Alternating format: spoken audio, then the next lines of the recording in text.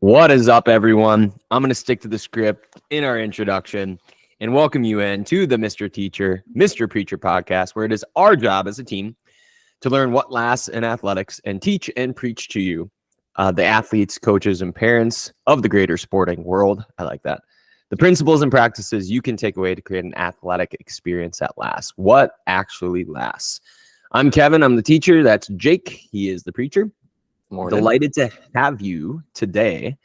In today's deep read, we are in our series on industriousness, the first building block of John Wooden's Pyramid of Success. We've already covered the two working hard deep reads and Michael Easter's Comfort Crisis and Daniel Coyle's The Talent Code. To check those out, focused on working hard. And now we're in the second half of the month, and we're going to shift to working smart, starting with James Clear's ever popular Atomic Habits.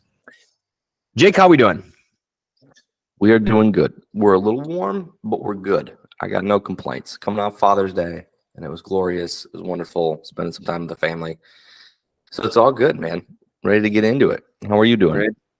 I'm good. We both have a little adversity around Father's Day. Maybe it's just a harbinger or something. You have no AC, so you're going to be losing 15 pounds. We had a pipe clog in the basement, so we had some minor flooding, is what I'll call it. So man, it was just like, a gift. We should take the hit as a gift. The obstacles away. We get to show our dad muscles of not complaining about stuff that gets broken. Turns out I'm not a plumber. I'm a teacher. Exactly. But the only thing harder than living in 90+ degree heat is being pregnant and living in 90-degree heat. So, adversity is all around us. It always rears its head. We need to turn these into good prompts on our Monday weekly primers. Indeed. All right. Well, let's tell the people where they can get this book. So it is bookshop.org, and it is a wonderful website and resource if you are looking to support independent bookstores, alternatively from other big companies that sell books that maybe start with the letter A. We do not discriminate where you get your books so long as you get your books. So check out bookshop.org and support independent bookstores. We also will add those links of the curated lists of each book that we cover. So those two books that we said before, The Comfort Crisis and The Talent Code, as well as James Clear's Atomic Habits. You can feel good about your purchase because, like the underdogs, you support an independent bookstore somewhere in the continental U.S., and that's a good thing. So check out bookshop.org and get the book and do a read along with us. All right. Starting off, where are we headed? Well, we are going to focus in on habits. This is a very big topic. And James Clear wrote Atomic Habits, an easy and proven way to build good ones and break bad ones. And he sold 15 million copies last time I Googled it. It is a lot of books. This is up there now in terms of perennial sellers. And I would like to shout out the 321 newsletter by James Clear. James Clear's got it down. I mean, he knows what he's doing. He's all about the ideas. Very punchy writer. Been practicing for a while. He talks about his writing atomic habit. He was also a former baseball player, college baseball player. Had quite a adverse event, which I will not go into because I want to save it for the book, but it had a big impact on him. And I think that event was a catalyst for him to becoming James Clear. I want to start, Jake, talking about that other tagline on the top of the book, which is tiny changes, remarkable results, and combine that with what we call the Dickens process. So that past, present, future, the ghosts of Christmas past, present, future, and ask you this. So in the past, in the present, or in the future, what are habits that have served you well as an athlete, coach, parent, person? Alternatively, you could do both or either or. What habits did you hold that you've since let go? And I'm going to leave that open in the athletic realm or just the regular human being realm. But what are your thoughts on habits before we really dive in on how to actually build them? Oh, yeah. What habits do I have as a coach? This will really start getting me to self-analyze in some weird ways. Habits, there's little things that you learn that you're like, oh, that's a good idea. And it's interesting to see what sticks, what doesn't. I mean, I know I've heard plenty of good ideas over the years.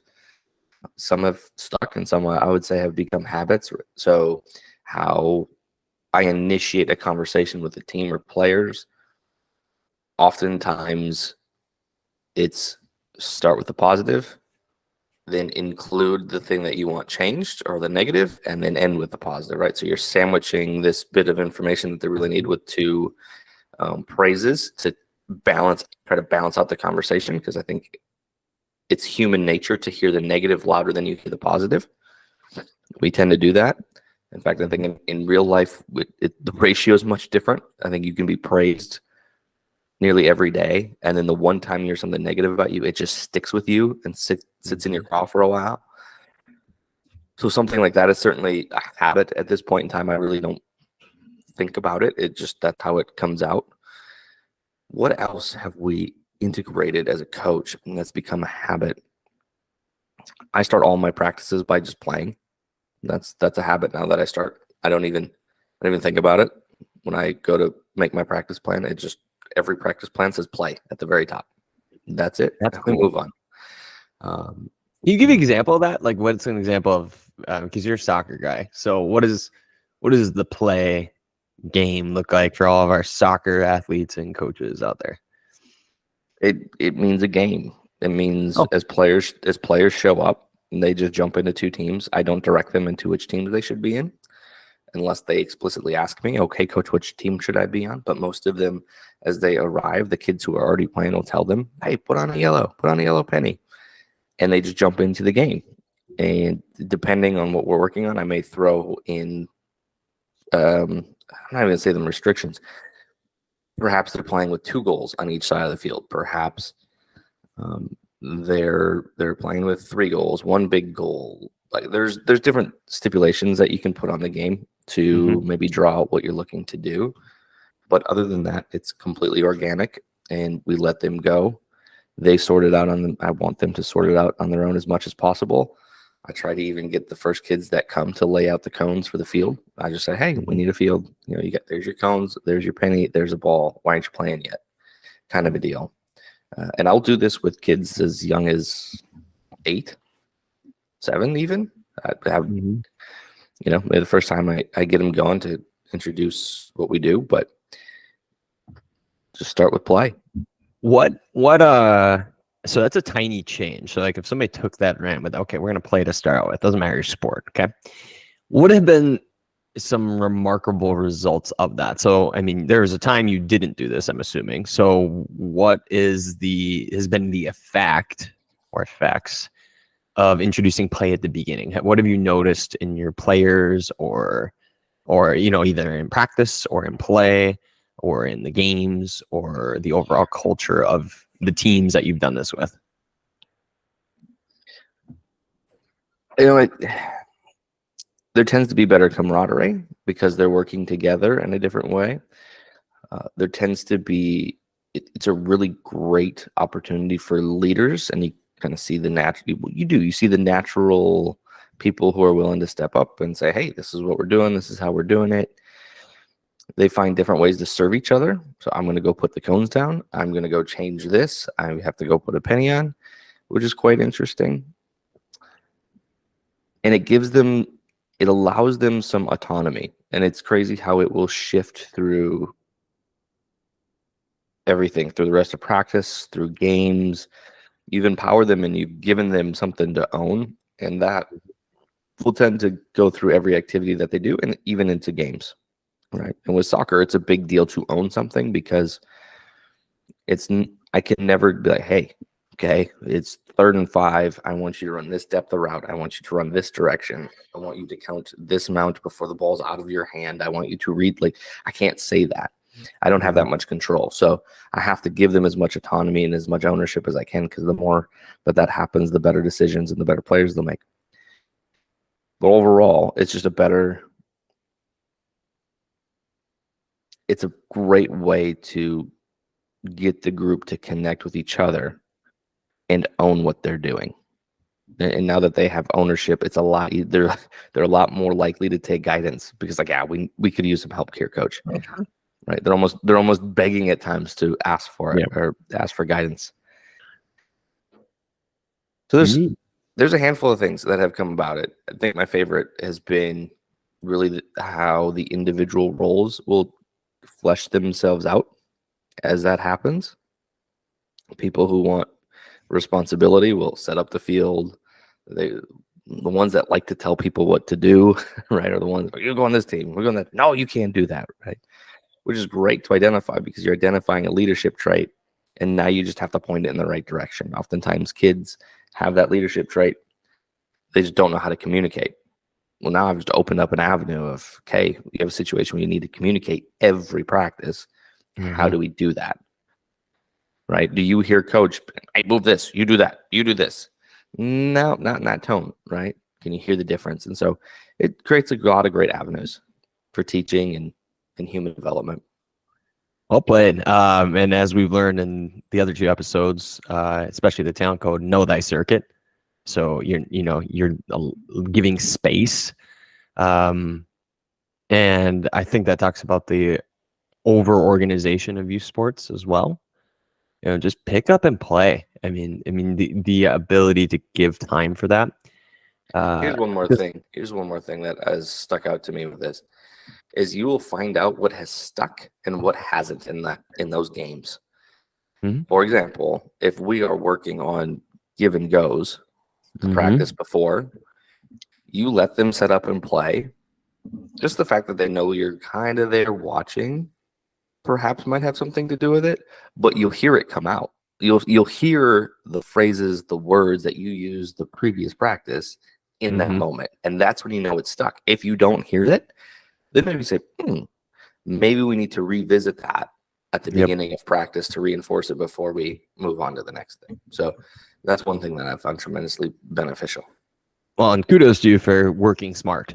I mean, I think I have the tendency, I would have everything set up beforehand, right? And baseball is a little different. Softball, you have your stations and you have to, be organized. And there is a point, to having your items in general. But I mean, to start off your practice or anything and allowing and giving space for that is working so much smarter. And that's a great transition into this book and into this series. I'll answer as more of a person and maybe even as a parent. So in a couple of the books I've read, there's authors and performers who have what they call truth filters, or things that they put into place that if they don't do them, they start to notice. And so, for instance, one author, if his writing gets too wordy or arrogant or long, he knows that he needs to do X, Y, and Z.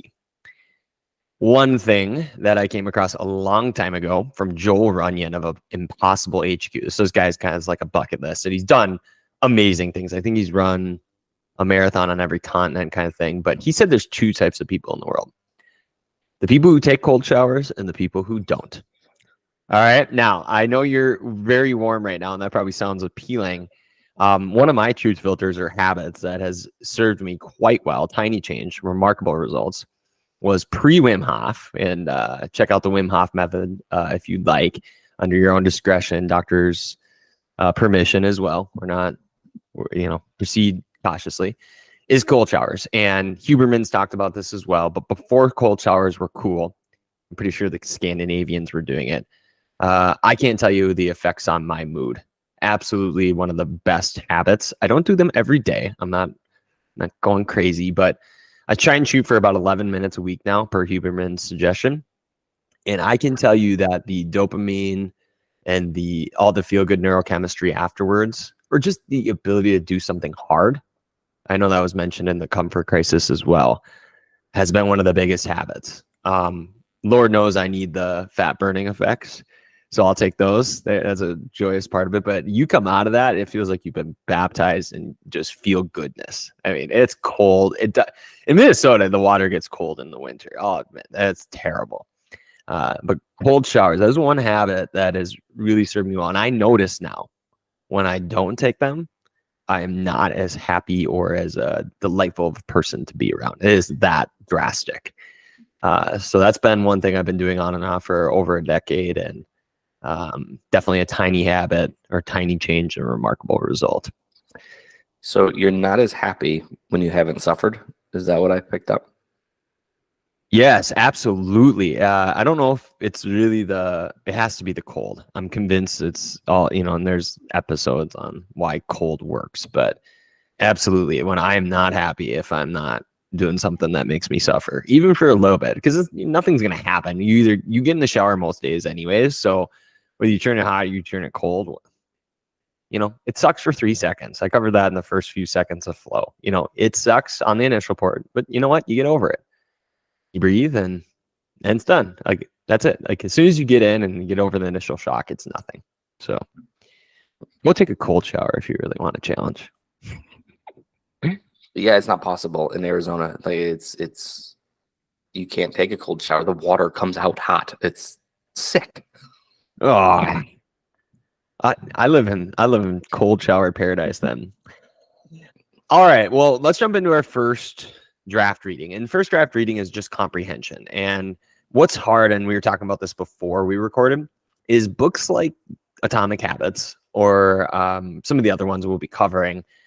When an author takes their time to write the book, or it has developed an audience, they get to be meaty. It's very hard to choose. So again, go get the book if you have not read it already. We are not trying to cover this entire book because there's not nearly enough time. So in this first draft reading, just kind of some of the basics that you would see from Atomic Habits. What is it about? What are the gists? And then we'll get into some of the more practical principles and takeaways in the second draft reading.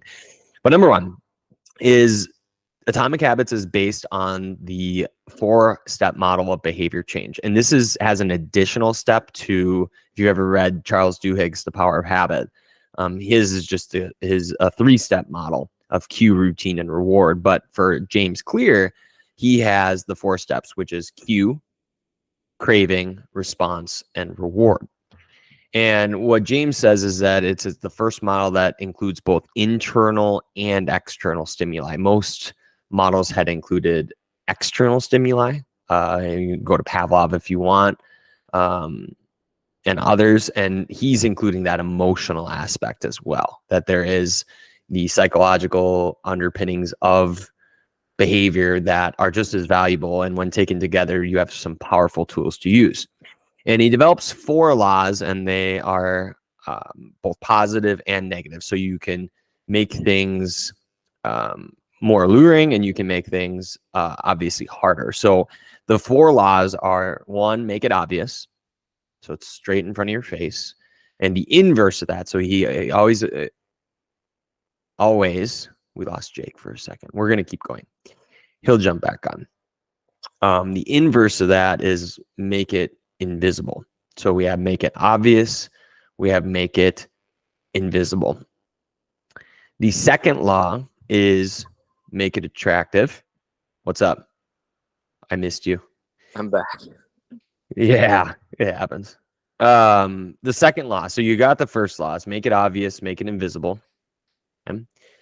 The second law is make it attractive. So it's something you want to do, or unattractive. I think this is what I'm going to ask you about in a bit, is the unattractiveness. I know we could lean towards the good of these, but the unattractive, like things in sports as a coach, an athlete, or a parent that are unattractive. We covered one of those with umpiring, and fans berating the umpire in the weekly episode. The third law is make it easy.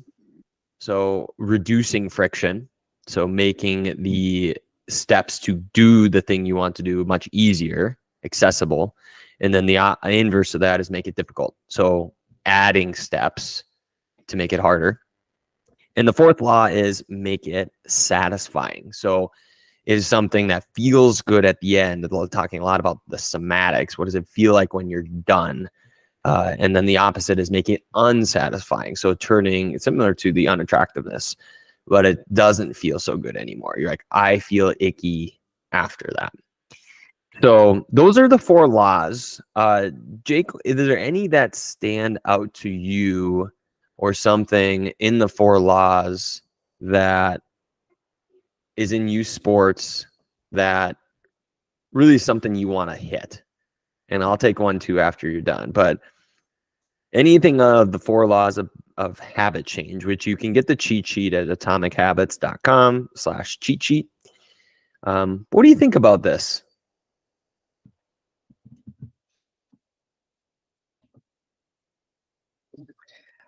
Make it obvious versus invisible. I think that has some real nuance to it. I think that's a tricky one. Because when you're not, I think there's a divide, right? When we look at parents, coaches, players, what's obvious to one is invisible to another. That's interesting. Yes. That can make a relationship very tricky, right? When one person is seeing something very clearly, the other person doesn't see it at all. And not only that, but then their attention is somewhere else because they're not seeing what you're seeing. I think that creates a fair amount of friction in the youth sports world that we know it, as we know it. And for me, is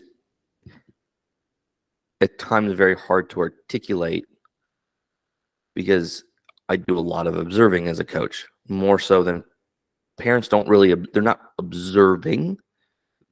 They're a fan at that point, right? And they're a very biased fan. So they're not observing on the same level that I am. And they're much more narrow focused than I am as a coach.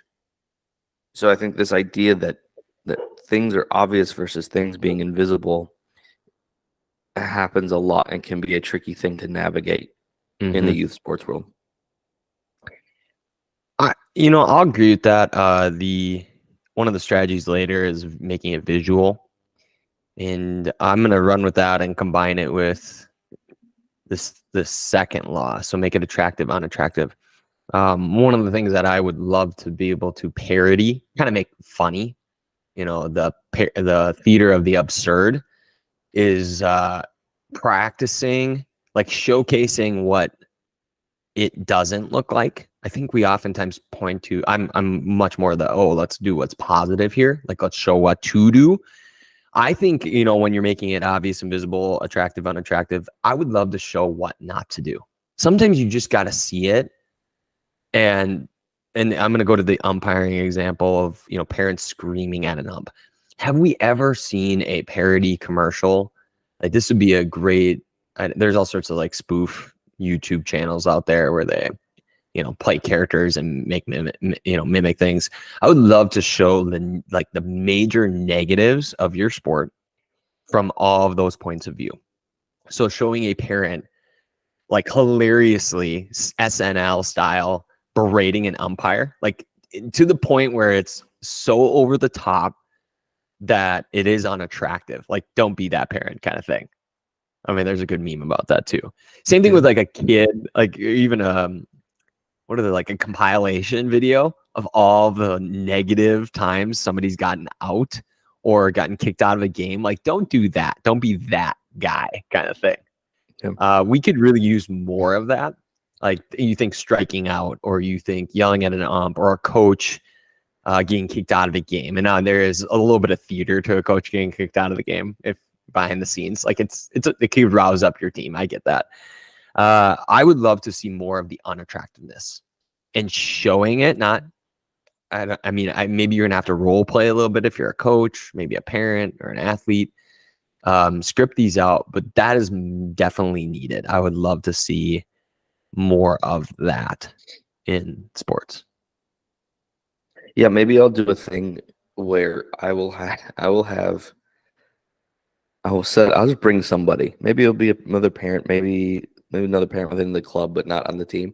And then I'll have one kid ref a scrimmage and just designate this one person to scream at the kid reffing the whole time. And then, so number one, that kid's parents they're gonna hear it and feel it. And then hopefully it doesn't start a fight. Possibly could. But then at the end of the scrimmage, okay, we're not going to be that person. Do you hear that? Do you hear how awful that is? Don't be that person. That's somebody else's kid. Knock it off. I like that idea. I might take it and run with it. Well, and I'm not going to go too far in this, but when you are emotional, you lose all ability to think logically and rationally, right? So if you were cheering, you're fighting for your team, right? Because, you know, when you're a fan or even a biased fan in the parents' case, you're fighting for your kid, you're fighting for your team. So, I mean, let's give a little bit of grace, you know, like all good intentions. Those are all good things. So I really, really like that. Something definitely to steal. But the recordings would be super neat.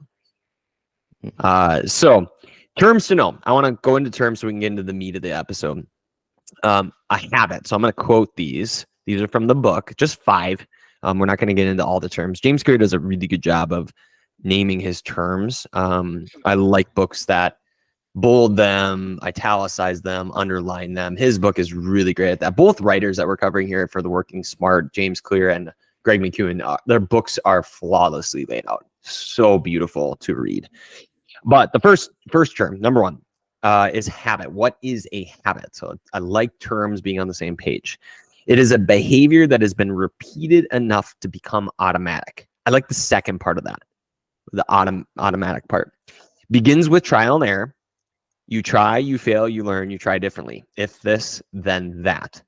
And that sounds very similar to the talent code about the deep and deliberate practice. Number 2, cue, craving, response, reward. So the cue is an input that triggers a craving, motivates a response, provides a reward, and satisfies a craving, and becomes associated with a cue. This is called the neurological feedback loop or a habit loop. And Clear goes into quite a bit about cravings and every one of these in the beginning of the book.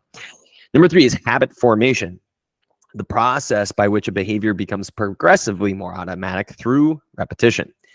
The more you repeat an activity, the more the structure of your brain changes to become efficient at activity, called long-term potentiation. That's a fun word. In the talent code terms, that was myelination, where we strengthen those connections and habits form based on frequency, not time. And we're going to come back to that in the second draft about this frequency, the quantity over quality. 2 more terms. Number 4 is decisive moments. This is parlaying to our episode on atomic industriousness. So that was a mini lesson to check out on the first few seconds of flow and the flinch. And it's those handful of moments that deliver outsized impact. Little choices, forks in the road. And those are helpful as well. So make sure you take care of those. They have incredible power, both small and mighty. So I think that fits us. You and I are both small and mighty. I like it. So those are just the few. I'm going to leave off the 5th. So we're going to stick with those. Any thoughts on any of the definitions on habit, the habit loop, habit formation, or decisive moments? So I like that there's some continuity between what we've gone through before and this, just put in different vernacular. I like it.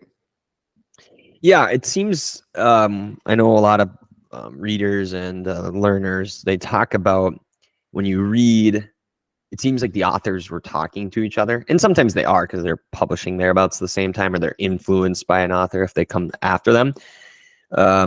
A lot of it's a semantics game too. It's like people want to change the terms of things. I think one of my favorite ones is the breakout principle with Herb Benson, and that's really just flow, but he wanted to make it his own thing. And, you know, everybody's got to find their little niche in the world, but it is fun to see that there's a lot of crossover. It means we're in the right arena. We're making connections and things like that.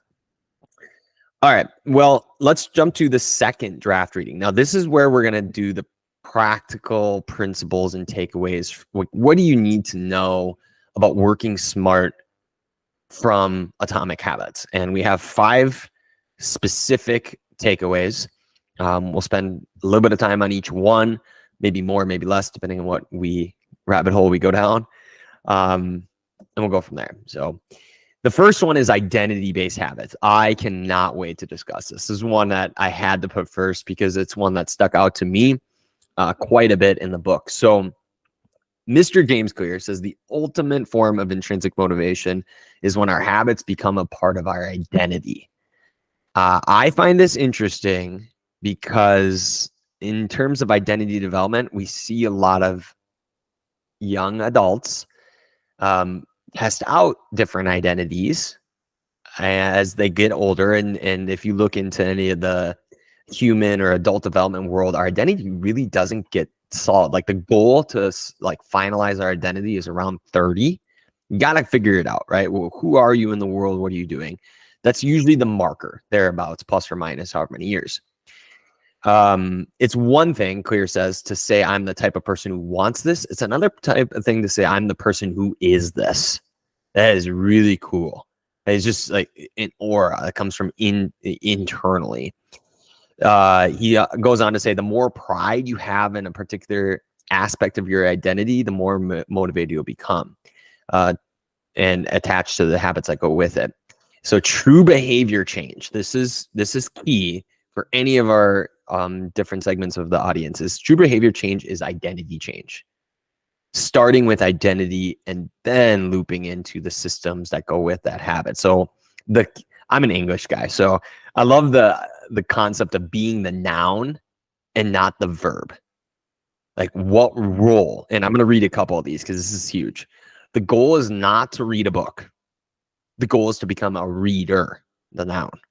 The goal is not to learn how to swing. The goal is to become a golfer. The goal is not to learn how to teach/parent. The goal is to become a coach. So our biggest barrier at any level, individual, team, culture, is identity conflict. We have issues when our identities don't vibe with the things we're doing. And he goes on to say that we, number one, need to decide who we want to be, like the identity as a person, as a team, as a whatever. And then you need to prove it to yourself with small wins. And I rephrased what Clear did here. And I said, number one, I'm the kind of athlete who what? I'm the kind of coach who does what? I'm the kind of parent who what? And this comes down to, I know you're the word guy as well. The Latin word for identity is identitas,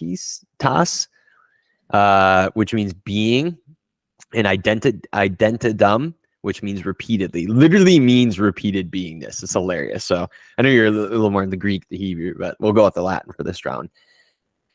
Tell me about identity. As a coach or an athlete, what was your identity, or what do you think of this concept of identity-based habits? I love it. I think it's so on point. I think I've shared with it before. I had a player that you could just tell was trying to be the best instead of just being the best. You want to do it, just do it. There's a difference. There's a state of mind. There is a state of being. I think the thing that I think that gets thrown around is a try hard. Oh, that guy's a try hard, right? Because he's working really hard.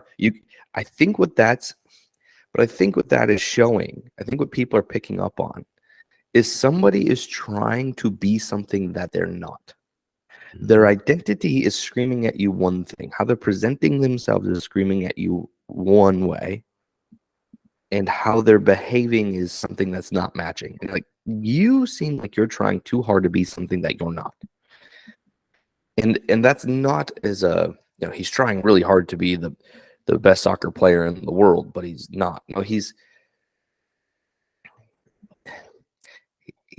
identifying as something else. You're not identifying as the best soccer player in the world and then working hard to do it. You're identifying as something else, right? Let's see if we can come up with an obvious example. You come dressed as a baseball player, wearing baseball cleats, and then you run on the soccer field and you're working really hard, but everyone's going to look at you and say, well, that guy's a tryhard. Doesn't identify with what he's trying to do at all. This guy's crazy. He's kind of cuckoo for Cocoa Puffs is what a lot of people will sit there, especially the people who are identifying as a soccer player at that point in time would look at that person and say, they're trying something that doesn't match them. And this comes out all too often. I will take golf. I'm a golfer, right? Mm-hmm. I will look the part. When I show up to a golf course, you couldn't tell if I'm a scratch golfer or if I'm a 25 handicap, right? Right. I take that back. I would look a lot more like a scratch golfer than I would a 25 handicap. I am, well, it depends on the day. But the point is, I have put myself into golfer mode. I am a golfer right now. This is who I am. This is who I'm presenting myself as. I'm not trying to be anything else at that point in time. It is very clear. I look like I belong. And it's amazing how much that can do to the human psyche. Mm-hmm. When I was a player, I was a soccer player. I looked like a soccer player. Everywhere I went, you could tell, oh, that guy plays soccer. Does that mean, I mean, I was young. Does that mean that my entire identity was wrapped up in soccer? At points, yes. Yes. Absolutely. Like I look back and look, yeah, that's probably unhealthy. I may have lost some perspective. But at the same time, I was going after a goal. All of my habits were soccer related. Mm-hmm. Right. My days would I couldn't function without a soccer ball. I was dribbling it around school. Anytime I had a break in between classes, I was in the gym kicking a ball against a wall. I was juggling. So that identity just I never thought about, oh, I should probably go kick a ball. Otherwise I'm not gonna be as good. That never entered my mind. This is who I am. I am going to go kick a ball because I love it. It brings me joy. It's just, this is part of my person. But yeah, I probably connected to, honestly, when I was juggling that one time I've shared with, and all of a sudden, boom, it clicked. It's like once it clicked like that, that's who I was. You proved it. Yeah. I proved it. That's who I was. And I carried myself now as that person who could touch the ball exactly how they wanted every time. Mm-hmm. When I played, that's how I carried myself. Anything I wanted to do with the ball, I was going to do. Did that mean it happened 100% every time? Absolutely not. But the mindset that I had is, I'm a soccer player. I can manipulate this thing however I want, whenever I want. Mm-hmm.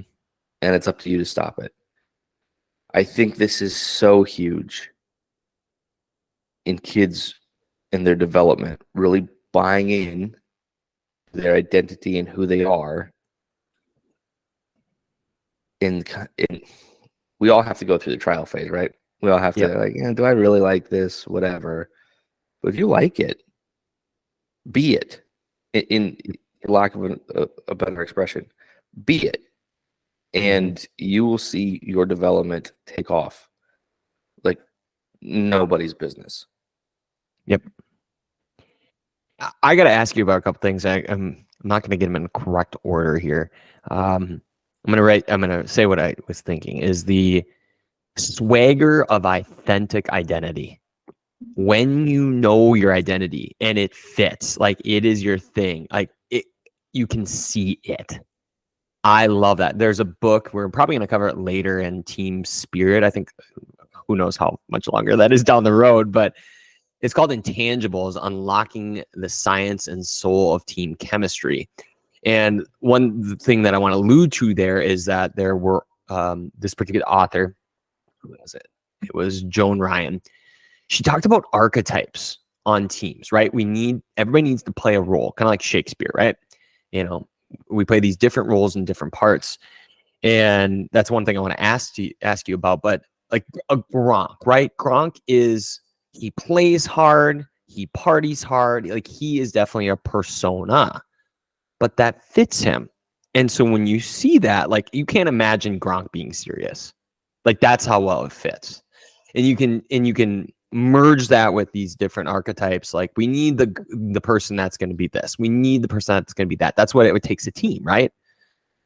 Sometimes there is this person that is really all business. You need the all business person, but you also need the screw off person as well, the joker. So I want to ask you about this in terms of identity. We'll go from a coaching perspective. No wrong answer. And maybe even as an athlete, if you want to go back to that, is the lack of intentionality of roles. So I was described once, I'll give you an example to give you some space to think. I was described once in baseball by one of my favorite coaches, the actual job of each hitter in a lineup. If you hit first, this is your job. We put a person lead off who can do this, and second and third and fourth and fifth and so forth, right? So everybody knew crystal clear, if you were in that position, it was your job to do blank. I tend to see, and the flow trigger is blending egos. People try to be other parts that don't match their skill set and don't match their personality. So the question I wanted to ask you was, how much of this, like kind of your play at the beginning of this, do you allow to happen? And how much do you, like when you sit a kid down and say, hey, guess what, buddy? You are a defensive specialist. You're not going to score 25 points a night. I need you to be Draymond Green. Versus just because otherwise we have this conflict, right? This identity conflict he's talking about.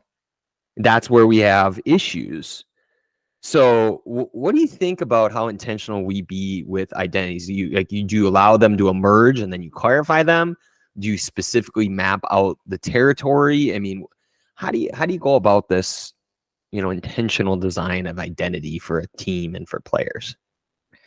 Yeah, and I think that is the hardest question to answer at younger ages, because you want them to explore and you don't know who they're going to be yet. They still have a lot of room for growth.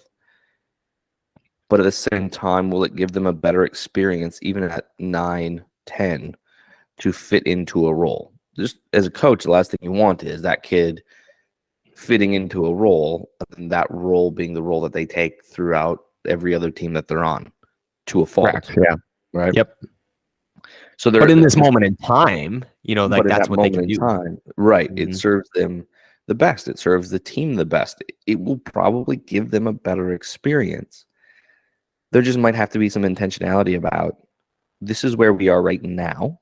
This is how we do it as a team. This is what best serves the team here. The personality is what's so big. And I think it becomes more important the older they get, because it becomes more nuanced, right? Where the skill level difference is much tighter between players. And so you really have to lean on that personality aspect. And older kids will understand it. I don't know that younger kids necessarily will understand it. I've tried to explain it, and it doesn't always make sense in their head, right? Well, so-and-so is the only one who ever plays that position. Well, yeah, that position takes a certain type of personality that really only that player has, right? Right. Like in soccer, typically it's a center back, right? Especially at younger ages, because the field's smaller, there's less defenders, so you typically put your best defender, not just skill-wise, but attitude-wise. They're aggressive, they're no nonsense, they probably take the game pretty seriously. That type of personality, or right, the just absolute bat, what crazy kid will go there, because they'll just fly around and they're everywhere, right? They have energy. Yeah. Right. So you either need that kind of kid who can cover all of the ground, or you need the kid who's very concentrated in understanding his positioning and things like that. And trying to explain that to a 10-year-old of why that kid's there and they aren't. Yes, there can be a certain skill level, bigger difference that you can explain to them. But the personality aspects, trying to explain that to them, isn't going to make much sense. No. I don't think necessarily. And you don't want to pigeonhole them. So I try to put them in different positions, trying to get them to understand the role of that position. And then we now break it down of, okay, why wasn't that a great fit? Or, hey, this would have been the correct decision. Why weren't you doing that? Well, they don't really know it yet, but their personality is different. I think how this comes through in soccer is very clear. You have the kids who will dribble and dribble, dribble and dribble and dribble. And it doesn't matter who yells at them. It doesn't matter who's open. They just want to dribble. That's what they want to do. That's the fun part of the game. Then you have the other kids who you can't get them to dribble if you bribe them with a year's worth supply of ice cream. Shaved ice. Yeah, shaved ice. As soon as the ball gets to them, they can't wait to pass the ball to somebody else. It's just, I think some of it's programmed. I think some of it's just their personality and who they are. That's who they want to be, right? They're very conscientious. Oh, I can't say that word. Conscientious of their teammates and making sure that they're involved. And you don't, you certainly want to expand it a little bit, but you don't want to take them out of it, right? And it becomes a little bit of a balancing act. As they get older, those personality nuances make such a big difference in terms of where they're playing and the performance in their position. It's probably one of my favorite things as a coach to see and play around with. Yeah. Okay, what if I put that kid there? What if I use this part of their person? And that's honestly how I think about it, in this position, as opposed to, okay, I know that they can play there, but how does this personality translate into this part of the field? It might be one of my funnest games to play as a coach, and I don't think people realize, if you make a starting lineup, a lot of times that's what coaches are thinking. How does this personality mesh with that in this part of the court or the field? And how does it relate to another personality somewhere else? It's probably one of the funnest things to do as a coach, but there's definitely quite the art to it. Well, and to give you some credit, it's like trying on clothes, and you can lean in with curiosity. It's like the puzzle. That's you might even need, hey, let's try this on, just see how it goes. Right? It's like PD switching from running back to cornerback, right? I mean, it just seems to fit. He's not going to fumble. He can't fumble, right? So, and that was obviously in the moment. It's a great movie. Remember the Titans. That's a great case example, though. Why was he a better fit at cornerback? He could still let his personality out. Yep. Okay, which was key, which is vital. That personality in that position allowed him to excel so much greater than the personality he had as a running back. Because everything was someone else's fault. It's not my fault, coach. My blockers were bad. And then you take that and you take out the possibility of fumbling, or let me be more generic. Take out the severity of the failure, right? Fumbling football, massive failure. Okay, ball drops, whole team knows it. It's switching possession. Versus if you fail at cornerback, you've given up a 10-yard route, let's say. Okay, that's a failure as a cornerback. Well, that's a whole big different failure than fumbling the football. You've taken that risk versus reward ratio and matched it with his personality. Yeah, and that's something that it does require some trial and error. And Clear talks about at the end of the book, we'll get to it, is this concept of people have different abilities, right? I mean, they're shaped differently, their skill sets are different, and our job is to put them in the spot that it's in an environment. Environment's key, as we see in any habit building, is your environment matters. And so if you think of each position or each spot as an environment, and what you were saying is like, how can I maneuver and quantify, maybe even, how can I get the best out of my team? So if I put PD at cornerback, now he's an 80. Whereas at running back, he was a 50. I'm just making up numbers, but that's what you got to do as a coach. And then you add up your team, and it's like, what is going to give us the best chance to win or play well? So I encourage people, like, there's two things I want to say before we move on. You can wrap up if you'd like on this thing. Is number one, play around with these identities. You're not going to be stuck in the single identity forever, right? You may say, I want to grow into this position, and you got to be open and humble as an athlete to sometimes you got to sacrifice, right? Like if I'm playing soccer with Jake's the guy who knows what to do with the ball. Well, I'm not going to play that role. You got to step back sometimes and serve the greater good of the team. And eagerness is what Wooden would say, an eagerness to lose yourself within the team and take on a role that gets you the most out of this. And I think we don't have that give and take because, again, we have a mismatch of roles. We're not intentional with it. So you'll see, especially, oh my goodness, clubs or AAU, good grief. Everybody's the alpha. Yeah, tell me how that goes. And you get a turn, you get a turn, you get a turn with the ball. Let's call plays for all of you. Just rotate it. 1, 2, 3, 4, 5. The second thing is, and this is a little bit of off track, but I want to highlight it for everybody, is the identity you subsume in one context does not necessarily serve you in another context. So if you are a coach, the traits and identity you show up as may not serve you as a parent. You cannot coach maybe necessarily a group of 17-year-old boys the same way you parent your 10-year-old daughter. All right. It's not going to fly. So know that we have multiple roles and multiple identities. Be very specific with the identity you choose, the person you choose to become there, the coach you want to be, the parent you want to be, the athlete you want to be, and know that they change. So the identity I had as a football player and a basketball player and a baseball player was similar. Like I had similar traits. Like you can bring similar traits to each one of them, but the role I played on that team with the people I was with was different. And you need, like you said, you lost yourself maybe in soccer. Well, that's true. If you're always playing soccer and you're always that role, you get that repetition.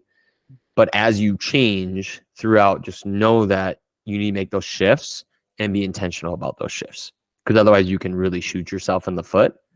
And that's been mentioned at other times as well with identity. I would say to that point, have core principles of who you are. You're going to work hard. You're going to be humble. You're going to be a good communicator. The things within that can change, but as long as you have core principles, you is always going to come through in whatever role that it may be, right? For me, I have a certain sense of humor. I have with every role that I've taken on. So I think that's a very key point to take away. That doesn't mean you become a completely different person in a different role. No. You have your core principles that you're going to stick to, but I'm going to be a good communicator. Okay, well, how being a good communicator looks to a 17-year-old boy is different than a 10-year-old girl. So understanding, right, you have a certain type of sense of humor. Well, there's a certain type of joke that you can say to a 17-year-old boy that they'll get and laugh. There's a certain joke to a 10-year-old girl that they'll get and laugh. You got to know your audience, right? Correct. And you got to know your identity for that context. Yes. Yeah, absolutely. So still keep to you. We're not saying abandon all principle, but as players, I would say try to figure out the role that you're on in the team that the coach is expecting of you. If you don't, ask the coach. Coach will probably be more than willing to tell you, and then jump all in. I mean, no, it's not forever, but jump all in. If you're think of a role, coach, you have that conversation with the coach, or you figure out what your role is on the team, and then go try to find someone of that role in the professional level, right? You're playing AAU basketball, you're a good shooter. Okay, that's my role. Go watch Ray Allen, like everything, how he runs up and down the floor, where he goes on the floor. Try to be Ray Allen. Is what I would say. If you're a coach, try to understand those different personalities on your team. Play around with them. Don't squash them. Even the ones that might be a little bit more rambunctious and disruptive in practice. Figure out how you can harness that type of personality and put them in a position where they can succeed. For me, I've had kids that are crazy. I'll typically try them in goal at that point in time. If they're crazy and have a hard time listening, I'll typically put them in the goal, because you can be crazy and loony and laugh and riot and think everything's hilarious. And you have a great perspective when the ball goes in the goal. It's just interesting how it plays out. But as coaches, be open, be malleable to those personalities. Don't squash any of them to meet your certain specific expectation of how that kid should behave. Try to use it to your team's advantage. And then parents, be open to whatever role that your kid has on the team. Please. Your kid does not have to be the best player on every team. They don't have to be a starter on every team. No. There's a beautiful balance that can be found in youth sports, right? And try to open up to whatever it may be, right? Embrace it and see what you can teach your kid from a life perspective within the role that they have. Yeah. And don't get me wrong, everybody wants to be valued for who they already are. Right. So it's not like, you're trying, you want to figure out who the person is and be like, hey, this is what's awesome about you in this arena, this field of play. Let's do more of that. Like Clear talks about that later. He's like, when you find the thing that's your thing, it becomes easy, right? So just know that, like, not everybody can be the guy or the alpha. Yeah, and we're losing it in sport and youth sports, and it's concerning. I have a story where a ball got passed. I think it was 3 times in one half to a kid who shot it from 3-point land. I sound like such a dad when I say that now. I try to hesitate and not say that, right? You do. They passed it to him 3 times, took a 3. Okay. After the second one, coach stands up and says, "Oh, hold on, stop. What are we doing? Yep. Stop shooting. Why are you shooting the ball? That's nope, we're not going to do that. Please stop." And other members on the team got upset at the coach because he can shoot. Okay, you can't tell him he can't shoot. It's this weird equality movement, I think, that's seeping into youth sports that I would push back against. Like, go, hold on.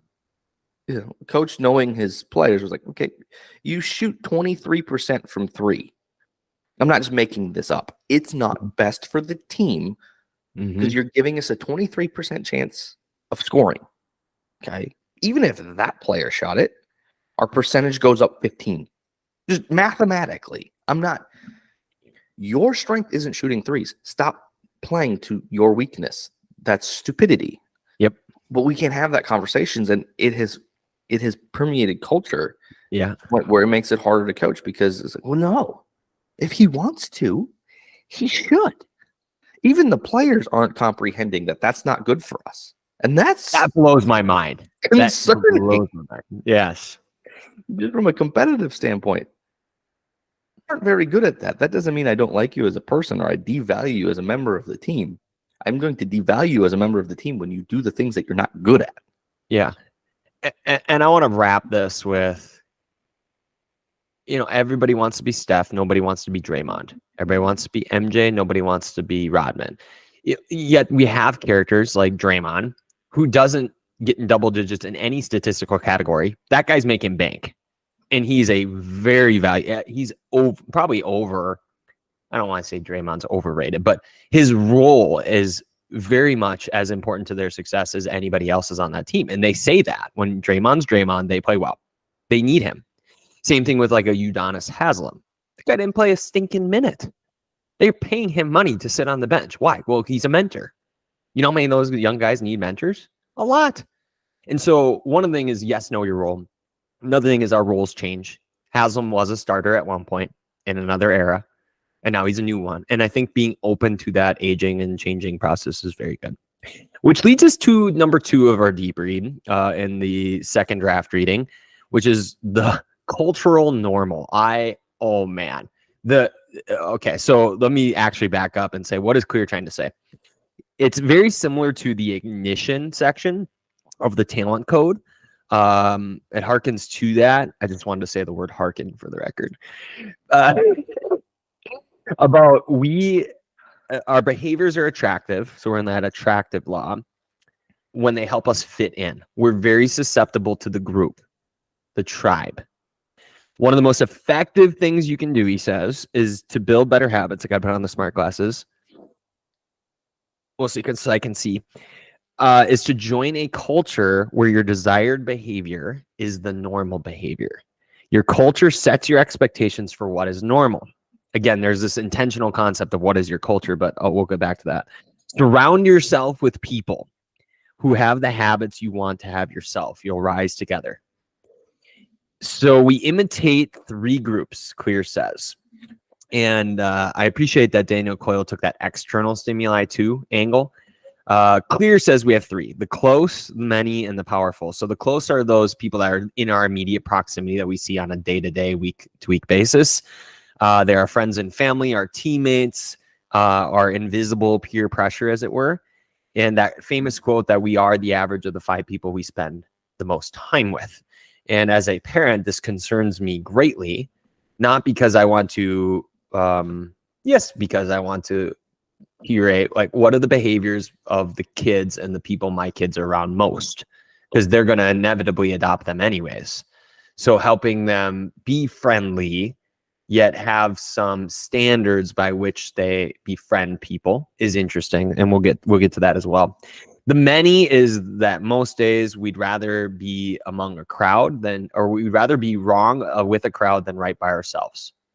So that we can cave quite a bit. But if you're in a culture and a tribe that is good and has behaviors, well, then it's okay to fit in.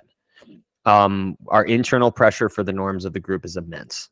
The last one is the powerful. And I think you already mentioned this, and I want to reiterate it, is that we do look up to power, prestige, status. We look up to what I called astronomical industriousness. It's when we see expertise at scale, somebody who can do something that we can't, we envy that. We're human, right? It's jealousy a little bit, but we look up to that. We want to be like that person. So we want to copy the behavior of the successful athlete, coach, and parent. So if you play a role and you're the all-around specialist, let's just say a mini Draymond. Well, who is your Draymond, right? Look up to that person that is doing that thing. And maybe you have to be the first, right? To be the first that does that. I don't know who Steph Curry looked up to, but sometimes you got to be the first. So I want to ask you about this is what type of culture do you think, did you maybe look up to? So like is there a soccer team or maybe a player you envied? Or as a coach, how do you think about this establishment of culture of what we want to be known for? So when my team or our team, so let's just use where I was from, when Hinckley baseball comes to town, you're going to get it, right? We're known for baseball. It's going to be tough. Even our 9th guy is a baseball junkie. You're known for something. What do you think about this cultural normal concept? Yeah, I think it's vital. Cultural norms set principles. And if you don't have it, you cannot produce a feedback loop for your players to know right from wrong or to understand if something was correct or incorrect. They do something. Was it against the principles that coach has set for the team of who we're going to be, how we're going to go about our business? If they don't have those guideposts, you're going to have a tough time putting together a team. And I think this is where club sports become so tough. Coaches are more at the mercy of setting a culture to the club, right? So the club has to set the culture to a certain degree. Coaches don't have a ton of freedom in doing that, right? We want our club to play this way. We want them to be known for this. And not everyone buys into that. And you're getting kids that are shuffling in and out of clubs with different principles, with different cultures. You're getting coaches that are sliding in and out with different principles and different cultures. And it just becomes this blob, this mess of ideas and who we're going to be. And in the end, it just ends up being a bunch of individuals looking out for themselves to the detriment of the development of the players and the coaches. And when it's just a hard thing to set. I know clubs have become big in culture and things like that, but it really just ends up being noise. It ends up being some monikers that people say every once in a while that we're not really putting into practice on any sort of level. I'm not using them as a coach to say, hey, is that the type of behavior? Is that the type of play that we wanted to? But there's no guidepost that I'm connecting to. So how are the players going to have that guidepost to connect to? So overall, when you talk about cultural norms and you talk about culture within an organization, within a team, they are the principles that guide you. If you do not have them, you are going all over the place. You're going to really just disintegrate into a bunch of individual pieces trying to figure out what's right and wrong. And it becomes very tough to be successful with a bunch of individuals who are wandering almost aimlessly, with the exception of looking out and doing what's best for themselves. I agree that it's similar to business where you have a mission statement or values, and you know when those are hollow or not, right? What is the systems, as Clear would say, that actually give evidence to that? Yes, we say this and we do it. And I think people know, just like our identity-based habits, people know when there's that actual swagger there. When you put on this uniform or this brand, it almost like you subsume into that thing. And I'm not going to go into my, whether Reebok versus Under Armour versus Noble versus Nike. They have distinct brands though, right? They're visible. I think we need more of that. One of the things I wanted to ask you about was values, or you're saying principles. We're going to use those interchangeably at this point. I think the coach sets those, right? The program, the club in your case, as you were saying, those don't change. Kids come and go, parents come and go, but our club stands for this. The strengths of your players do change, right? Jake brings this, Kevin brings that. And you got to merge those strengths into those values. And I would prefer if everybody did this. Maybe, see, we need to advise those, not the CEOs. Remember the owners concept from another episode? We're like, hey, we got to tell the owners what to do.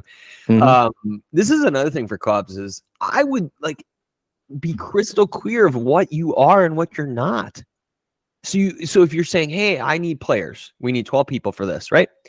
And this is our club for 12 of you. To say to a parent, like for me to make it interesting, how do you choose a club otherwise? How much they win? How much it costs? What happens if we chose based on the values they have? Like, I want my kid to learn the value of hard work. Well, does everybody do that? No, they do not. And we're fooling ourselves as that every club team is the same. They're not. Every team is the same. No. So I think it's really a lot more interesting to say, here are the 3 to 5 things that our club does. We produce kids that do this, like the military or other things. When you get to the other side, when you were this player, this is how we do things. And holding that standard, I love that documentary, The Standard, holding that standard and not shaking from it. And if you don't meet that standard or meet those values of that club, then don't join. Sometimes we take it so personally. If you want to be goofy and have fun and this and that, then maybe this is not the club for you. And that's okay. It doesn't make you a bad person. It just makes you a bad fit for that environment. That's why I think some professionals take the money and they don't fit into Miami Heat culture. I wonder why. So that's my rant on that because it bothers me quite a bit. And you nailed it. Why are you picking an organization for your child to play sports at? As a question that you need to ask. And you really need to be very purposeful in finding the answer of that. Is it just because they win the most? Because Lord knows that is far too prevalent in youth sports, and it is not a sufficient answer. Okay, no, you're trying to raise and develop a human. That's preposterous. You have to give youth sports its proper place. It's not just a place where your kid can go and try to be successful. It will impact their life far more than that. So be intentional about finding out the purpose of an organization, why they exist, what they're trying to do and create. And then when you find one that you agree with, you hold on to that sucker like absolute gold. Yes. And organizations, I understand you want to make a buck. Money makes the world go round. I get it. But if you're saying yes to everybody, then you do not have, you don't have true principle. You don't have a true understanding of who you are as an organization. And there are times that you can't choose, right? If you're from a small town, you're kind of stuck with where you're at. So there are times, but if given the choice. Yes, but in a small town, the culture is established in the town. Correct. Very, very, very few people fall outside of the culture of the town. Mm-hmm. So it becomes much less of an issue. You're born and raised there. You have to fit in. Otherwise, life's hell. So it's much less of a concern there than when you're getting into these big these just sports clubs in general that are open to the general public.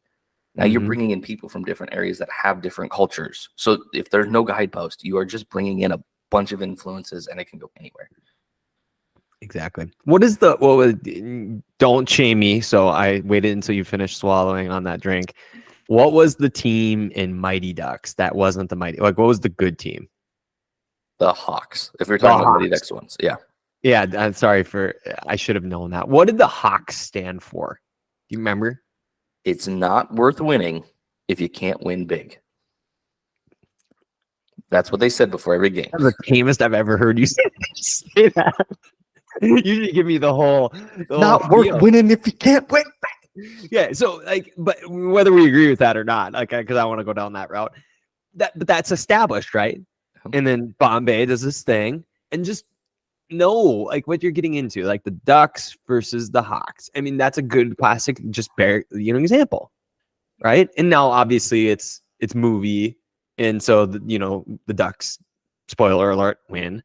But that's something we need to identify, even when they get into D2, right, where they see Iceland and they have a specific culture and a specific thing. None of that's bad or worse. It's just know what you're in. And if you're a coach, be intentional about it, or begin to take steps. And I hope as we continue on in Wooden series and then we move on to other things, you can just steal these concepts. If you want to build a program off of industriousness, well, here's what it looks like. If you want your team to be enthusiastic, right, because you need some of that, well, then steal that. Whatever principles you have, that's what I hope one day is that you can just pick and plug these principles, and we'll leave the breadcrumbs of books and podcasts and other things for you so you can just take them and run with it. Okay. Number 3. Wow, that was good. One of these is going to go faster. I'm convinced of it. And this is the trouble of trimming in a book, people. It's nearly impossible. Number 3 is quantity over quality. Now, prefacing this, that it needs to be that deep practice zone where you're pushing your challenge skills ratio. We don't want to forget that from working hard. That said, Jake, have you heard of the quantity versus quality study out of the University of Florida? I have not. Oh, man. This is one of my favorite ones as a teacher. Okay. So there's a professor, I think it's Jerry Uelsman, we'll just go Jerry Uelsman, teaching film photography. Okay.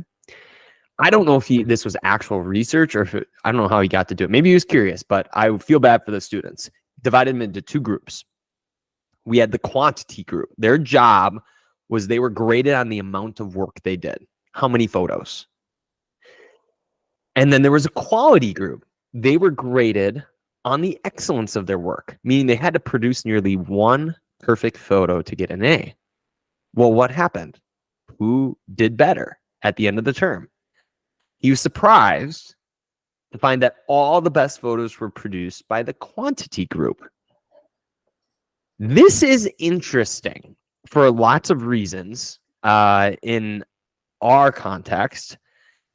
And I want to make a few points. We are so focused, as it's said in the book, on figuring out the best approach that we never get around to taking action. We get so caught up in, like you said, of the technique of things. And there is technique. Don't get me wrong. Know your circuit. But you're trying to get expert. Sometimes you need to go stink and play. Have a coach, maybe like Jake, who just says, "Hey, go play." You need to have a lesson, a hitting lesson every single stinking time in order to swing a bat. How about you just go swing the bat? And Clear goes on later to say that habits form based on frequency, not time. Frequency, not time. One of the best questions to ask is not how long does it take to build a new habit. I heard a strength coach the other day say the erroneousness of saying, well, how long is it going to take me to get a 415-pound bench press? I don't know. It could take you a long time. Same thing with some of the stuff we're talking about, to juggle, to hit, to golf. I don't know how. It's going to take a while. But what we should really ask instead is how many does it take to form a new habit? This numbers game. And that really wraps in, kind of pun intended, toward that myelination. You need to wrap your circuit over and over and over. So how many repetitions does it take or required to make something automatic? Well, there's nothing magical about passing time. It doesn't matter if it's 21 days, 30 days, 300 days. I think that helps for us to quantify, but the repetitions are really what matters. And that's what that study does. What matters is the rate at which you perform the behavior. The frequency makes the difference. To build a habit, you need to practice it. Quantity versus quality, Jake. Where do you stand? I think that depends on how you're practicing. I think there are times if you're just wanting to generally get better at soccer, go kick a ball against the wall. The more you do it, the better you're going to get. The more you juggle, the better you're going to get, right? I think there are certain things where as a coach, I really do look for quality. Like I don't want you to just do it, right? We only have an hour, 15 minutes. We have an hour and a half. I don't have time to repeat this that many times. So we really need to focus and hone in on the quality aspect of it. You know, the study is so interesting. I think what sticks out to me is, and I'm certainly guilty of this, is as a coach, I spend so much time trying to find the exact right thing that I don't ever try something new. Does that make sense? Yeah. Right. I am so, and this carries into my real life too, where I tend to be an overthinker and I'm analyzing it from 75 different ways and always finding ways like that. He's preaching. Yep. That's not going to work. Right. Instead of, we'll just do something. Maybe it'll have an effect. Maybe it'll make a change in one area that we want to see. And then we can just build off of that. Yep. I think of people in business. There's a lot of people in business that they didn't come up with, it's not like they were just sitting there and bang, they came up with $1 million idea and then took it and ran with it. You know, they came up with a 4-cent idea and they came up with a $50 idea and they came up with a $3 idea. And then 25 ideas later, that's when the $1 million idea hit. But we become so afraid of failure that we don't want to take a step, or we get in our own heads and overanalyze the situation. Like, that's not going to work. I'm not going to do that. And I think as athletes, we can also fall into that trap and prevent us, that fear of failure preventing us from trying something different. You know, you talked about Steph Curry. Well, who did Steph Curry look up to? You know, what was his? Well, I'm sure Steph looked up to his dad. He reminds me a lot of Reggie Miller in ways. Ray Allen, you know, just any good shooter, I'm sure he watched over and over and over again. But then he just went out and tried. He's like, well, I'm getting pretty good at shooting. Why don't I try doing this? And instead of being concerned of, well, no one's ever done that before, it's going to fail miserably. Not only he took a chance, but whoever was coaching him took a chance and said, okay, go do it your way. See what happens. I think that's incredibly important to as a coach, not to just hone in on the quality, but allow the quantity to happen. And a lot of the quantity may look like a hot mess, but we can't be afraid of that because we're sorting through, we're trying things that hopefully have never been tried before. And sometimes it's going to look miserable. But you know what? It takes one moment. Like, hey, that really works for that kid. Hey, that really works for our team. Yeah, it took weighing through some stuff to get there, but I think overall as coaches, we focus too much on quality and not enough on quantity as I break this down. And it's sad. And again, it is. And I do want to, like, I'm not throwing it just quantity to the wind. Like, I do mean like in your stretch zone, like that deep practice zone, like the quantity within the quality. I don't want to go completely off the rails. So, you know, you got to put in the reps within that stretch zone. You're making mistakes, you're correcting them, and you're fixing them, and you're getting better. So I think that's really what we're looking for. Is it's just like junk food versus real food, right? I mean, you got to have the good food, good reps in, is what we're looking at. The next section is the scorecard and visuals. I don't see a lot of this in youth sports. And in what Clear's getting at is the idea that we need to make our habits obvious, attractive, and satisfying, which scorecards and visuals do for us. So having a habit tracker of sorts. And he talks about habit tracking and the habit tracking formula. So after this habit, when I do this thing, I will then track my habit. So immediately afterwards. So I make a list. As soon as I do the dishes, I check it off, right? That's just after I do the dishes, I check off that box, right? And he gives several examples, like somebody who does sales calls and they move the paperclip from one jar to the other, the paperclip strategy. But we have things like a food journal, workout log, punch cards, progress bars, page numbers, Franklin's virtue journal, Seinfeld's don't break the chain, like a little calendar with X's all over it, right? I wanted to ask you about this in athletics. So when I trained in flow and peak performance, we track stuff. Like one of the first things we tracked was sleep. Get an Oura ring, get a Whoop band, whatever whatever you got. And we track sleep. And one of the challenges for one of the weeks was, can you be in bed for 9 hours and sleep for 8? You want to talk about impossible as a parent? There we go. All right. That takes work.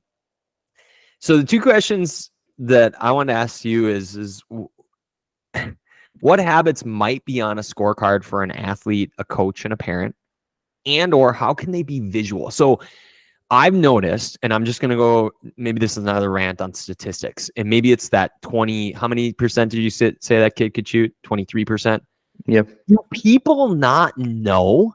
I mean, like I played sports long enough. I can tell who's good and how they're performing. Did they have a good shooting night? How many passes did they complete?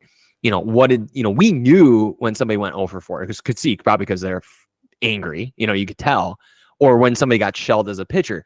You maybe as a coach, or maybe as a player, do kids not know the statistics? And I do want to talk about process statistics. I don't want to just get into like outcome statistics. So we talk about quality at bats versus batting average. Let's leave that out for a second. Do people not ever see their statistics? It's got to be an epidemic in the game. Do you not know? Like I kept track of my own. If the coach didn't keep track, I want to know how I was hitting. You need some way to see where you're at, and you might not want to compare against each other. It's like when the teacher puts up the grades and you can see where you're at in relation to the rest of the class, but it's visual, right?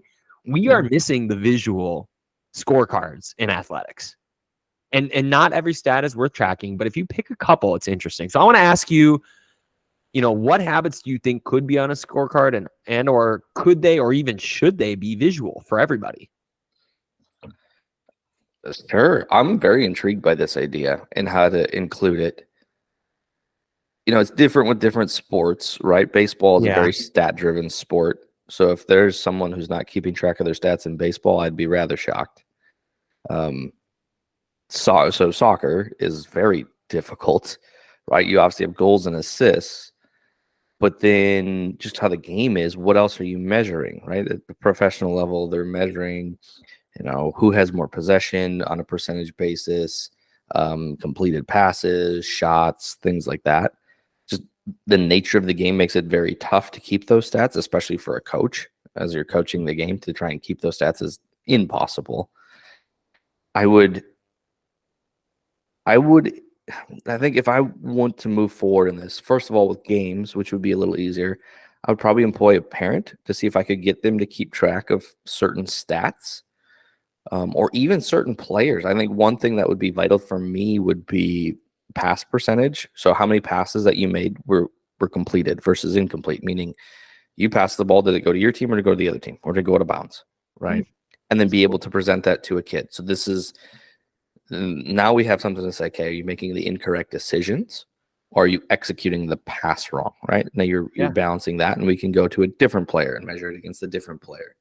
That would be one that I would like to keep. Again, me personally, I couldn't do that as a coach. There's just too much going on unless I was very honed in on just one kid throughout the game. Don't know that I would ever do that. For me, the key would be, how do I implement this into a practice or into a training?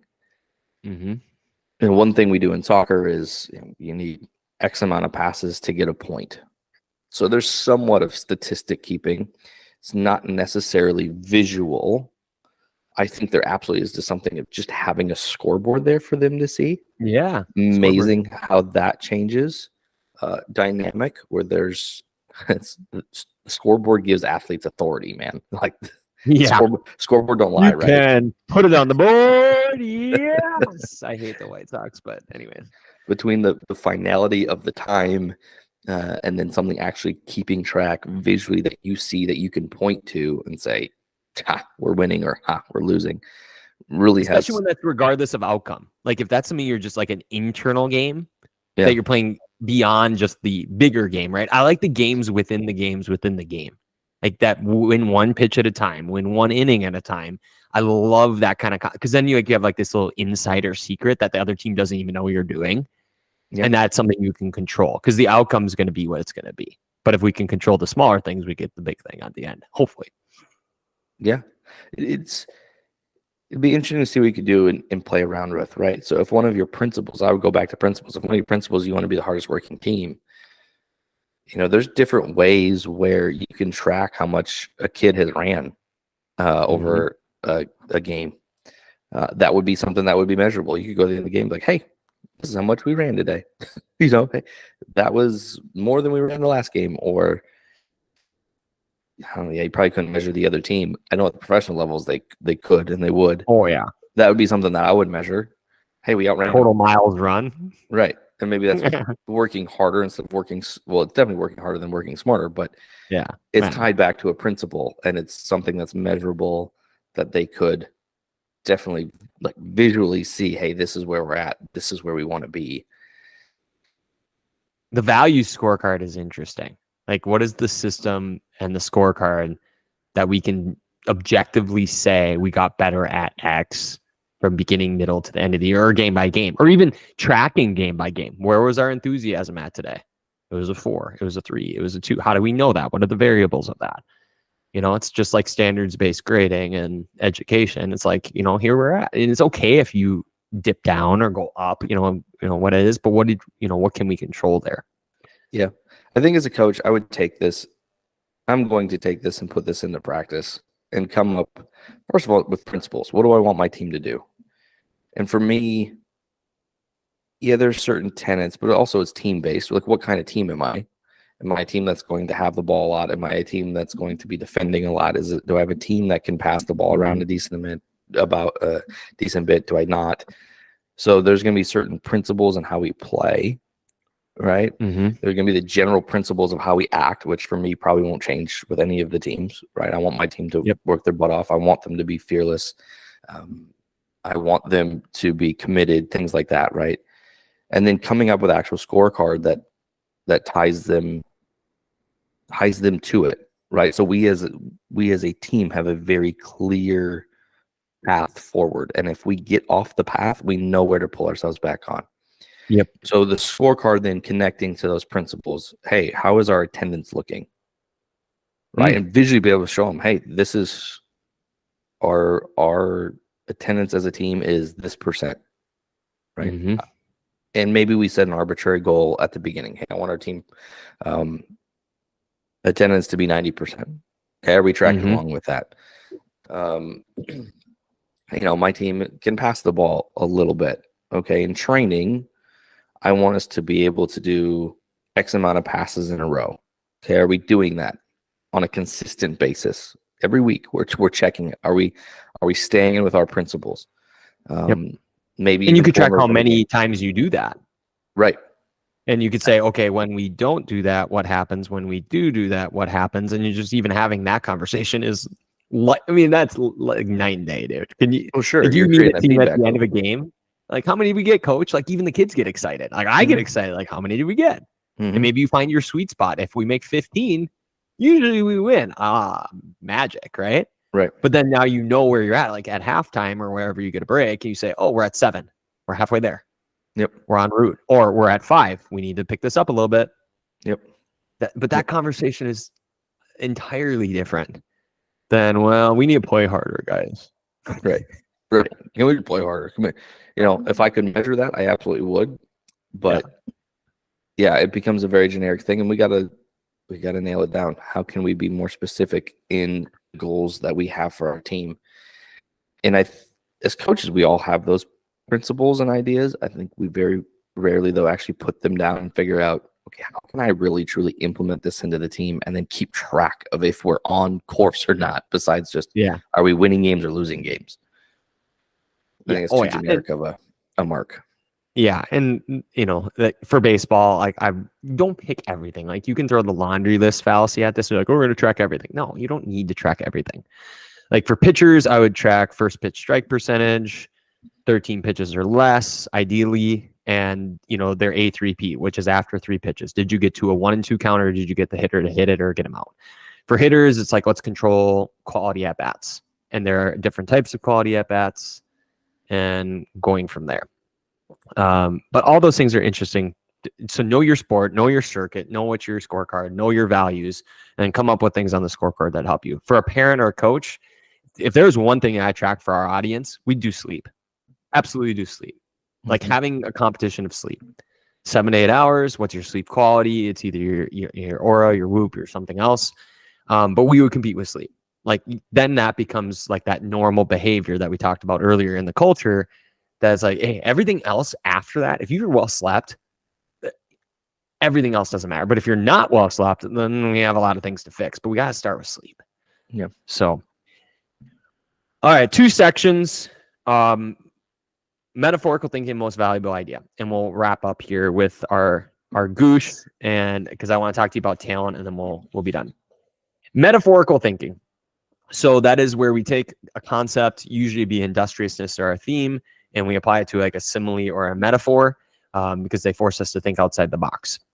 The one that came up in Atomic Habits was on success. So success, James Clear says, is not a goal to reach or a finish line to cross. I think Wooden would like that. It is a system to improve, an endless process to refine. So in chapter 1, he said, if you're having trouble changing your habits, the problem isn't you. That is key. Taking things personally, especially habits, is a big deal. Like we tend to say, "Oh, I'm not a responsible person." You're fine. Your system just sucks. Yeah. The problem is your system. Bad habits repeat themselves again and again, not because you don't want to change. Everybody wants to change, get better, but because you have the wrong system for change. You do not rise to the level of your goals. You fall to the level of your systems. Really cool. I like that a lot. So focus on those values, create systems around those values to get the goal you want, to the identity, the person, the team you want to become. So it'd be fair to ask the question, how? It would. That's what you should be constantly asking yourself. How? I think it goes back to what we talked before. Don't be afraid to fail the how, because you're already failing the how. If you're identifying that something needs to be changed, you're already failing the how. So don't be afraid to fail the how again to find the correct how. Exactly. The most valuable idea. Did you follow that? Yeah, I looked down when you started talking. My bad. The most valuable idea. So what lasts about working smart from Atomic Habits? What's that kind of big MVI? The secret. He says that word a couple of times, is the secret. Anytime an author says that, I think it's getting a little overused, but well, whatever. It's a keyword that something's important. So what is the secret to getting results that last or working smart? Well, it's to never stop making improvements. And you said that with the how. It's remarkable what you can build if you just don't stop. So I'm going to read a few of these phrases, and I customize them for athletes and sports and coaches. It's remarkable the swing you can build if you don't stop swinging the bat. It's remarkable the number of putts you can make if you don't stop putting. It's remarkable the information you can build in your athletes' brains if you don't stop giving your athletes information. It's remarkable the relationships you can build if you don't stop investing in your athletes. And it's remarkable the confidence your athlete can build if you don't stop encouraging. So he riffs on that. If it's remarkable this, if you build that. And that's really cool to see. So that's really it, is staying on the bus, keep working hard, keep working smart, and just don't stop. That would probably be one of the biggest ideas we can take away from this book. One more section and we'll be done. And I think we tend to say these, we should encourage people to get their coffee beforehand, because these are marathons and you're going to need coffee to get through them. The truth about talent. This is the last section. When genes matter and when they don't. So this is that second secret portion. So the secret to maximizing your odds of success. And we've touched on this already, and I said we'd wait. is to choose the right field of competition, play a game where the odds are in your favor.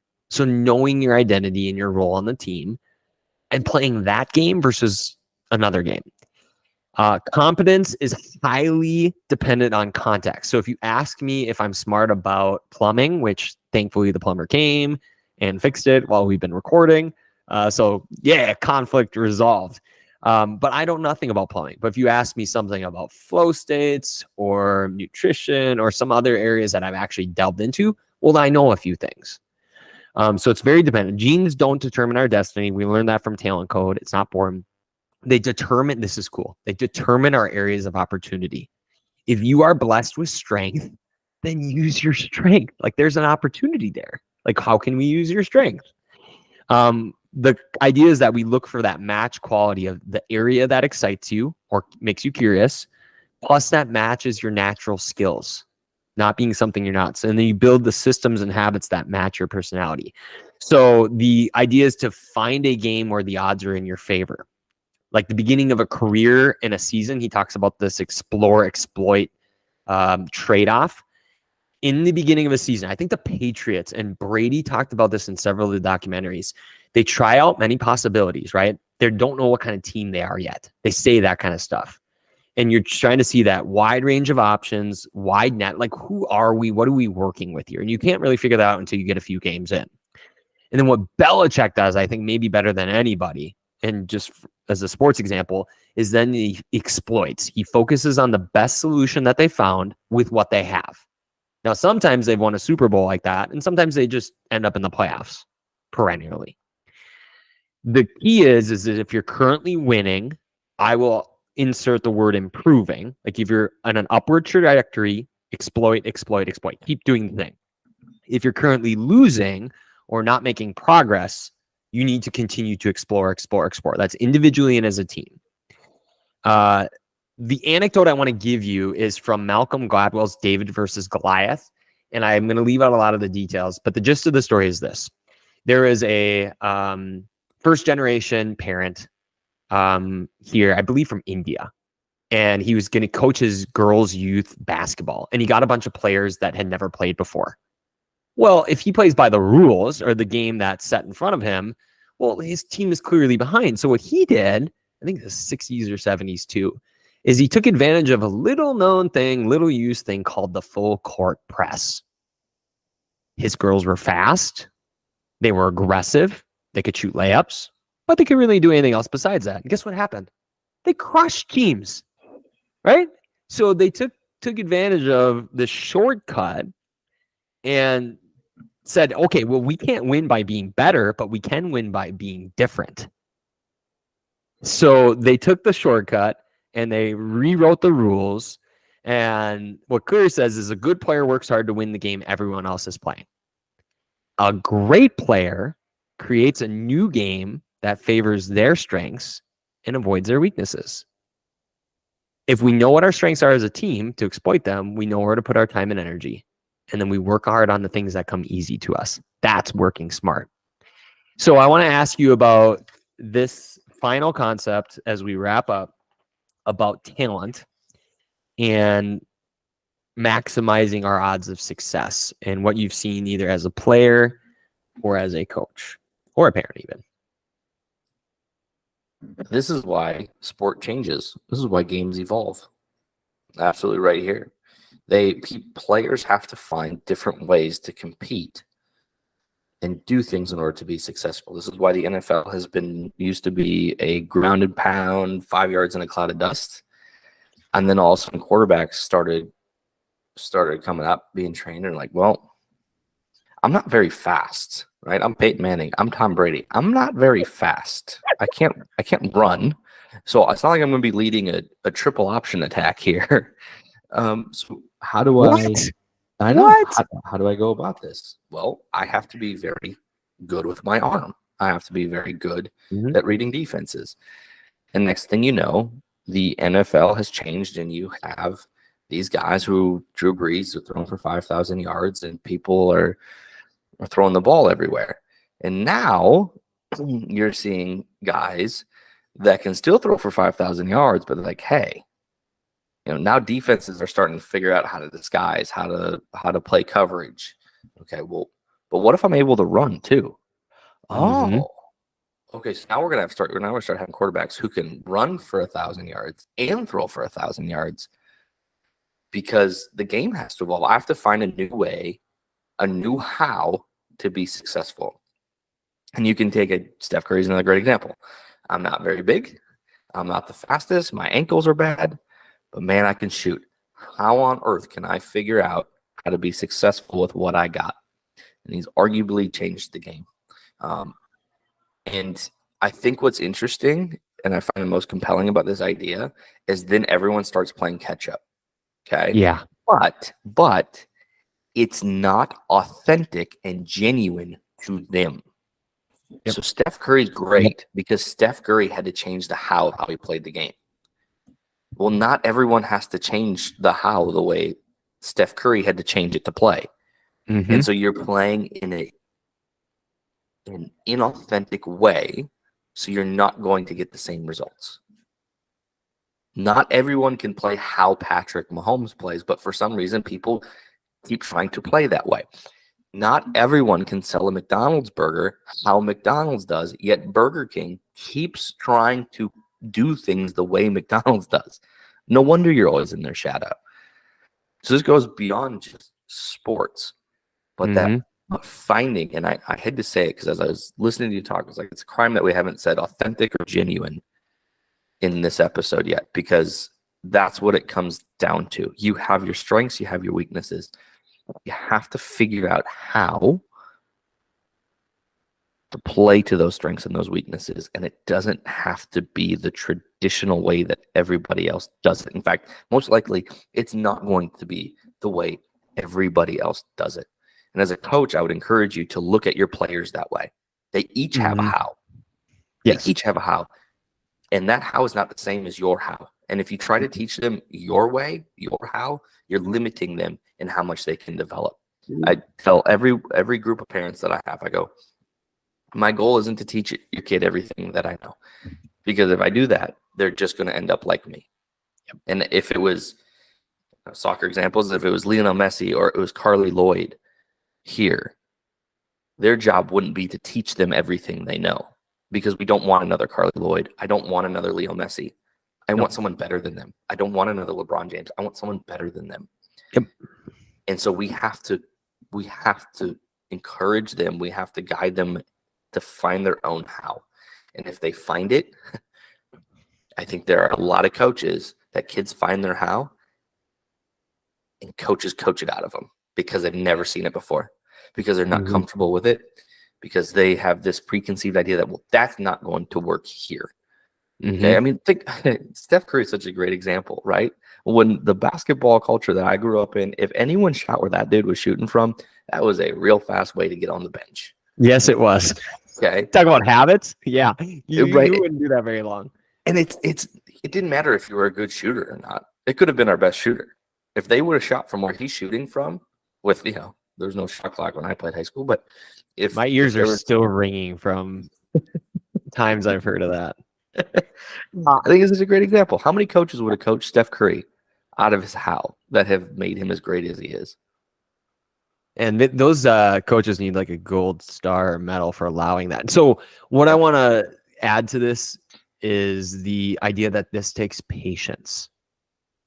So the Warriors, peak Warriors, let's say, peak Curry, Thompson, Green, they're winning their championships. Still did. That was not this year, but last year. It takes time. You sometimes you're on the early end of your how, while another team is at the peak of their how. So let's just say I go against the Warriors and I've developed a defensive juggernaut because that's who we are. We're the Grizzlies, let's say. Remember the Grizzlies when they were just the defensive-minded Zach Randolph days? Zach Randolph, Marc Gasol, Tony Allen. Yeah. They had an identity. Now, it wasn't enough to overcome the championship teams of those years. And sometimes your strength will not beat another team's strength. But don't go change your strength to match the other team's strength just on a whim, right? See how much you can push your team's game to a peak level And if you truly have peaked, well, maybe you do need to start over. But I think a lot of teams abandon ship and then try and go, what is it? It's a copycat league or a copycat world. And then they try and go replicate the success with the same set of players they had. Oh, now we're going to ask you to do this. And we changed the offensive coordinator. We changed the coach. We changed the culture. They take time. I appreciate the Nuggets for sticking the course. Sometimes that doesn't always. You don't have the luxury of patience sometimes either. As the higher level you go up, be patient with your team. All right. Sometimes, yes, you just get beat, but get beat playing your game, not their game. I'd rather get beat playing my game. We're going to slow it down. We are going to run the veer like Novocaine, and we'll see where that gets us, because that's who we are.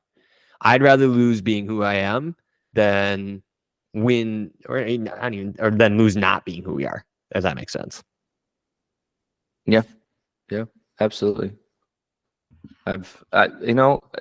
These aren't scripted, but sometimes I talk and I'm like, that's a really good idea. I can't believe I never thought about it. This individual how, I think, is such a great way to describe to players of how to develop, right? And it takes some serious and honest communication with them. But this is what I'm just thinking about. If you can be honest and communicate honestly with your player, hey, player,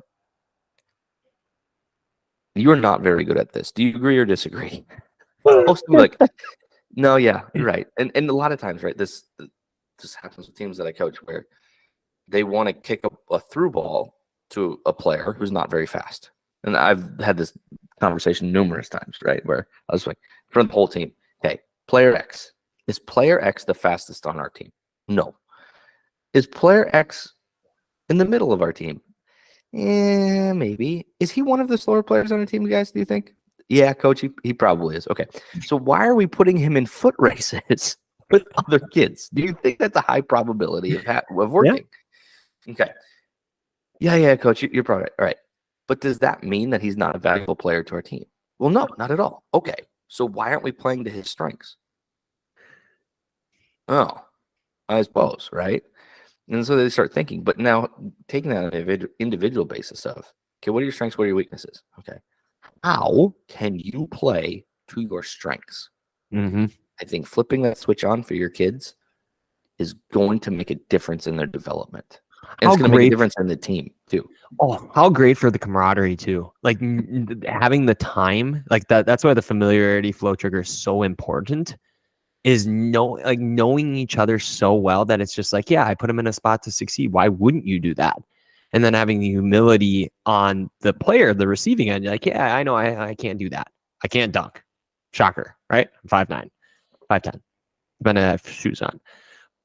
But I can do this. And then that's okay. Like, to think that we all can do everything on a team is erroneous. And I really like that. The taking the time to build a familiarity, to play to each other's strengths, to be, visual and explicit with those strengths, and seeing where you get like that. Even that's fun. Like, where can that get us? But again, we've changed the entire conversation over how do you build, how do you coach, how do you play, from, well, we went to that team or club and we won or lost. It's two totally different things. Conclusion. We'll wrap. I'll give you the mic for any final thoughts. But today we covered James Clear's Atomic Habits. We're looking at how do you work smart, and we covered a lot of things. It's hard to even summarize this, but there's clearly a portion of identity and values, playing to your strengths. Those are all very big things that go into not only just working hard, but working smart as well. Do check out the book, bookshop.org. There's way more in here about how to develop habits. A lot of his prompts are very good, in terms of habit formation. The 4 laws are well laid out, and like Greg McEwen, he does a good job of layering in. It's a unbelievably well-written book. It's not a shocker that it sold as many copies as it has. Be sure to follow along, like and subscribe. We are going to continue our industriousness. We're going to wrap up with Greg McEwen's Effortless on working smart. We will continue onward through the pyramid of success. It's going to take us a bit, but these are principles that you can take and apply to your teams as well, along with the other things that we cover, such as our mini lessons. I've covered atomic industriousness, astronomical industriousness. So industriousness at its first moment and then at scale. This coming week is meta industriousness. So check out that. So working smart. And then we'll wrap the month with professional industriousness, which means industriousness by turning pro. Reminder to everyone to never stop learning. That's kind of what we're up to, because when you're through learning, you are through. Jake, any final words on habits or anything on working smart that we did not cover that you'd like to say? No, I think we covered a lot of good stuff. For me, the takeaway is the word how. How to make habits. Play around with it. There's always another way to do it. And then with the kids that you coach, let them come up with hows. Hows are good things. Well said. Thanks for listening, everybody, and we'll see you on the next video. See y'all. See ya.